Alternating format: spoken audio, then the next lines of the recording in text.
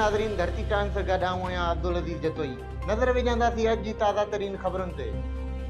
लाड़काने में human right justice defender organisation तरफ़ां ज़िलई ऑफिस लाहौर मोहल्ला में अहम गॾिजाणी थी गुज़री, जंहिंमें कंदकोट कश्मीर खां आयल division general secretary Qurban Ali गोलो ऐं ॿियनि उहिदेदारनि तरफ़ां अवामी मसइलनि ते ॻाल्हि ॿोल्हि कई वई, जंहिंमें ज़िलाई सदर नज़ीर अहमद मेमून, सीनियर नायब सदर सईद नूर वगण, नायब सदर मोहम्मद यूनिस जरवार, नायब सदर मोहम्मद असलम